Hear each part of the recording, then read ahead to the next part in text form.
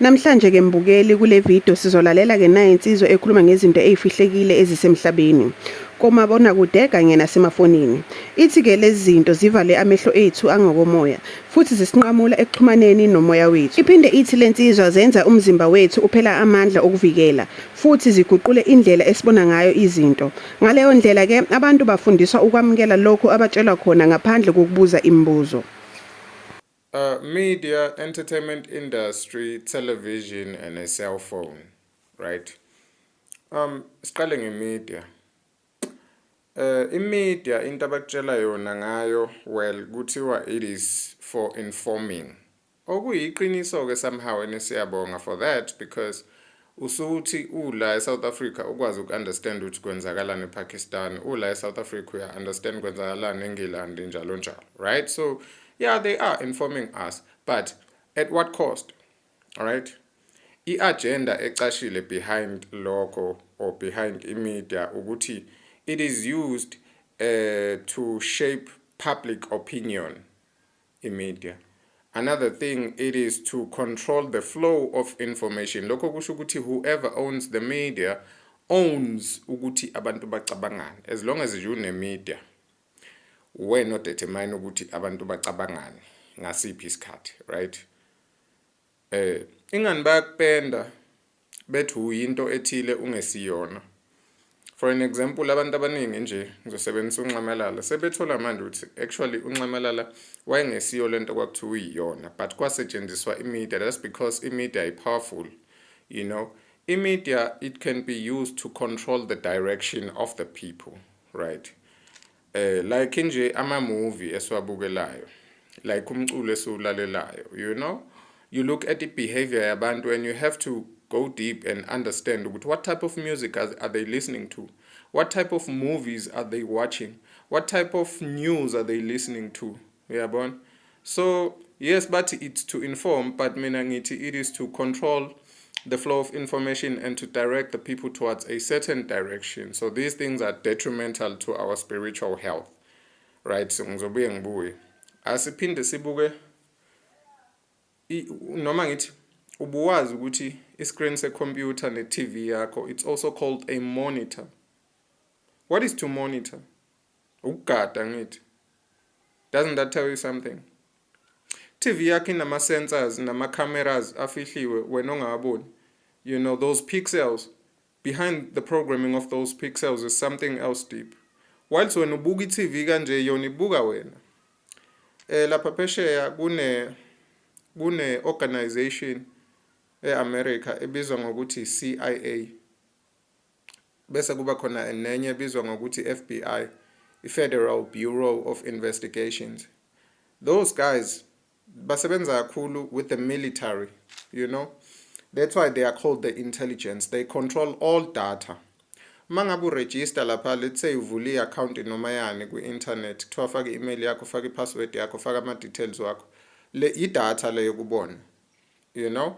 That's why kuna something called or a discipline called data mining. Leyo data iyadayiswa. That's why sometimes uthi uyihlalele abantu base call center ucangithi ifoni yakho bayithathe bavela kufonela umuntu wase call center ezokudayisela something. That's because your data uhamba ushiya inumber yakho all over the internet, uhamba ushiya email yakho, and these guys, they take all of your digital footprints, all of your files badayise ngayo, you know. Sengenziwa nanoma ngabe yini ke ngaleyo data leyo. So internet is very dangerous nalezi zinto engiyibalayo, all right? Okunye nje ekumele ukwazi futhi ngayo i-cellphone. I-cellphone nayo iyimpimpi, iyi-spy. Njengoba ngenza le video nje, nayi le camera ngiyayibuka. Mawubhekisa ifoni yakhe elangeni lapha ngasesiphongweni sayo la kune front camera khona. Kwa left komunye kuzoba kwa right. Uyibhekise elangeni. Khona into ozoyibona ngathi bombe engathi iyisola, ikhandwe esasola incane, i-camera leyo. So kusho ukuthi it's a back to back. Whilst when ubuka i-screen uthi ubuka i-content uyascrolla bona ngale behind your phone, they are observing you. You know, banama-servers labantu, they've got bigger operational rooms. La kugcwele khona ama-computer. Each and every phone they manufacture has to be plugged into the system so that bezokwazi ukuthi wenzani ekhaya kini ngasiphi isikhathi nixoxani nobani. Ifoni yakho mawuhleli nomndeni wakho nixoxa izinto ezi-private yakurekhoda. Njengoba ngikhuluma nje, kune-speaker sokukhuluma nomuntu mawukhuluma kwifoni, bese kuba khona ispeaker leso ongazazi. Shoot kahle kahle ifoni yakho ine-speaker necamera wena ongazi ngakho. Kuyakubuka phinde kukurekhode. Yonke lonto kuyayithatha uyisa le kulabantu abamanufacture amafoni, you know. Okufana ne-iPhone nje. It was initially i-iPhone, it was a military device, uyabona. And then ngokuhamba kwesikhathi ke seyifakwa into the public kubantu, uyabona. So ngizama ukusho ukuthi hey bafethu, ngoba phela sisase kule nkulumo yokuthi kungani siguga sifa sigula. And manje sesambula izinqa kakhulu ke ngalezi zinto esizisebenzisayo. Ngisathi nje ukugxila kakhulu kwi-technology. I-technology singayijabuleli bafethu njengoba sengishilo kulenye ivideo izo replace thina. The more i-technology iba advanced, the more thina singeza ukwenza imisebenzi besikwazi ukuzenzela yona. Awubheke nje abantu sebelahlekelwa imisebenzi manje because everything is automated, sekungenelela ama-robot. Thina sijabulela o-5G. Lento uhleli nayo la endlini i-vibrator noma i-ometer ama-synthetic frequencies akulimazayo. Nayo nje ifoni. Ifoni futhi mawulala ungalali eduzane nayo. You know? Nami nje lokhu ke la liyangidla la ngoba nami nginokuthi mangilala ngifake ngaphansi komqamelo. But zama ukuminimize ungabisayenza lonto le. Ifoni mawulala ibeke kwelinye ikamera noma uyibeke lapha kude nombhede wakho ulaleke, you know. Amanye amaphupho esiwaphuphayo sitshela ukuthi aqhamuka from nje our ancestors, but not really, you know. It's the influence of these synthetic frequencies generated by iphone. Phone nje is very dangerous in that, right? Okunye nje engifuna ukuthi ukubheke, awubheke ukuthi ibizwa kanjani. Kuthiwa yini i-cell phone. Alright. Lapha ejele la umuntu aboshelwa khona afakwa khona meboshwa ibizwa ngani lelo gumbi lelo? Kuthiwa i-cell angithi. Why? Shuthi ibhokisana lakho leli phone njengoba siyiphethe nami njengoba ngiphethe nje. Ngiboshiwe in a kind of way. Because ngizohlala ngiglued la. Ngisakwazi ukulalela, ngisezwa lutho, ngisakwazi ukuphila ngaphandle kwayo, ngisakwazi ukuya toilet ngaphandle kwayo, ngisakwazi nje ukwenzani ijele lami elincane abangikhandele lona. Nayo ke television, right? I-entertainment industry ama-actors ke labo ngiyabaxolela nkosami ngoba nabo bafuna umsebenzi phela ukuze bezokwazi ukondla emakhaya. Okuwabafundi beindaba, okuwabaculi nabantu aba-actor, right, nama-journalists, they are all just serving, but they are serving i-media, and i-media ilahlekisa abantu. Whatever the media says, people listen. So asiqale sibe careful izinto ezisisurroundile nalezi esizithandayo thina esicabanga ukuthi ziyasisiza, you know. Kunama-political agendas kuyo yonke le system esiphila ngaphansi kwayo, uyabona. So guys, let us be woke, si understand ukuthi hayibo usempini noma sisempini, siyabulawa kodwa kancane and siyothi singazelele sibone sesiweak njengoba sesiweak nje manje. Yeah, ngicela ke sikhulume kabanzi ngendaba kagesi, right? Cishe sonke sizovumelana ukuthi before kuba khona zonke izinto kwakukhona umuntu.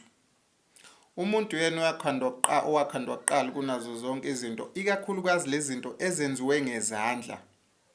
Uyabona? Yonke into eyenziwe ngesandla iyazi ukuthi ikhandwe umuntu. Kushuthi umuntu uyo wabakhona kuqala. So okusho ukuthi ne-idea yento ekuthiwa ugesi, umuntu wayibonela kumuntu. Umuntu ohlakaniphile wahlala phansi wa-understanda ukuthi how yini engathuthi umuntu uugesi kwayena usebenza ngogesi, right? Ngifuna siye kule topic ye-electromagnetism ekukhulunywa ngayo kakhulu lapha kwa-physics. Electromagnetism, energy, frequency, vibration and radiation. Uyangithola? Onke ama-appliances nama-gadgets ne-internet zonke lezi zinto, i-idea yazo lezo zinto isuselwe kuwe. For an example nje, i-microphone, whether eyokukhuluma noma eyokurekhoda umculo, anything that is a microphone, leyo nto idlala indima yeindlebe, right? Ayithi indlebe ziyaqopha, i-microphone iyaqopha. Bese kuthi speaker, angithi sikhipha umsindo. Nase esakhe ispeaker, i-idea ye-speaker iqhamuke emlonyeni wakho, i-idea ye-microphone iqhamuke from endlebeni zakho, i-idea ye-camera ukhaxakhaxa iqhamuka from emehlweni akho, i-idea ye-antenna iqhamuka from iy'nwele zakho, because i-antenna is something that's able to connect and convert electrical frequencies. Iy'nwele zakho, they connect to the ether, right? I-battery nje, something called a battery, i-battery whether elemoto or silisebenzisela for ama-remote njalo njalo, is taken from ama-cells omzimba wakho. I-battery ukhumbule belibizwa nge-cell, balivala lelo gama sesithi battery manje. Why? Because they recognized ukuthi uzogcina ubona ukuthi hayibo yini ngathi kunobudlelwano nje phakathi kwalamagama o2. Uyabona ukuthi i-battery mawulifaka kwi-remote iyasebenza, i-battery mawulifaka emotweni iyasebenza. Should now mawunama-cells emzimbeni wakho uyini wena? Awusisi isidalwa esi-electrical, bioelectrical, ngalithola igama. You are bioelectrical, right?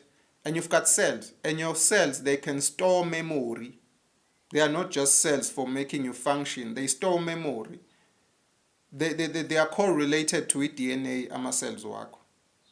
Wena uyisidalwa, umshini, wena uyirobot likaNkulunkulu eli-organic. Ucabanga ukuthi kungani sekukhandwa ama-robot manje? Kuzama ukureplacewa wena. Replacewa wena. And uyajabula wena, hey, i-4th industrial revolution, hey, AI, hey, 5G, it's convenient, kuzokwenza impilo zibe lula. You're being replaced because everything wasuyibona manje was taken from you. I-heater was taken from the idea yakho ukuthi umzimba wakho uyakwazi ukuyishisisa mangabe kumakhaza, umzimba wakho uyakwazi ukuyikhula down mangabe kushisa. I-advancement of technology, all of this is you. I-TV was taken from the what your mind can do. Ingqondo yakho idlala ithombe la ngaphakathi. That's why mawulele ebusuku uya emaphusheni ukwazi ukuqhubeka uphuphe. That is still the continuation of images. That's how you tell your own vision now. And not be told other people's visions. Tell a vision. Umbuzo usuzoti, whose vision? Whose vision am I being told? Because when you have your own visions and you access those visions through visualization, conscious visualization or subconscious visualization, you also access those visions through dreaming. So as umuntu wena, when electromagnetism is concerned, you are the projector of your own reality, of your own illusion. You are not the receiver. But the way system isikhandwe ngakhona, isikhandwe in such a manner that when you are receiving frequencies, instead of omitting frequencies, you are then receiving them. I-TV is doing that purpose. Mawibuka i-TV, you are receiving frequencies, which means ubuka lokhuya okwenzeka lapha. And chances are, you are going to act liyanto ibona lapha. Izoku-interesta, ikuvusela imizwa. Which is why ubugebengu bubuningi kangaka. Which is why abantu bedlwengulwa kangaka, or human trafficking, ukudunwa kwey'moto, ubugebengu, njalo njalo. Because zonke lezi zinto siyibuka lapha ku-TV. I-TV nje is very dangerous. Kwangamele isungulwe because unaye yakhe i-TV. Awusayibuki wena kade wagcina ukubuka yakhe i-TV. Abanye lokhu bayazalwa waze bayibuka i-TV yabo le ngaphakathi. And uyibuka kanjani i-TV yakho? Through meditation, visualization, visual meditation. Hlale phansi uvala amehlo akho and just go with the flow. Ubuka ithombe lapha kuwe. Feel emotions because the brain is connected to the heart. Feel that, let that connect and it manifests. Una TV, you don't really need that. And by vala ngegama lokuthi ke, well, it's entertainment. You don't need entertainment. You can entertain your own self ngama visualizations wakho. So therefore you are receiving. Ucanga ukuthi kulula njengamanje nje ukukhola yonke into eqhamuka kwa-TV because we've been programmed to be receivers. instead ukuthi thina sibe ngama-projectors. Yabona? So ngila ekuthenini you are electric, you are an electric being.